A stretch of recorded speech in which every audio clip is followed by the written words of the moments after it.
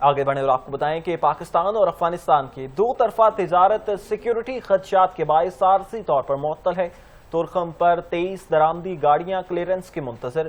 سرحد کی بندش کے باعث درآمدی سامان والی 255 گاڑیاں تورخم ٹرمینل کے اندر کھڑی ہیں۔ ان گاڑیوں میں کپڑا، پینٹ، مونگ پھلی اور دالوں جیسی خراب نہ ہونے والی اشیاء لدی ہوئی ہیں۔ آپ کو اپڈیٹ کر رہے ہیں کہ پاکستان اور افغانستان کی دو طرفہ تجارت سیکیورٹی خدشات کے باعث عارضی طور پر معطل ہے۔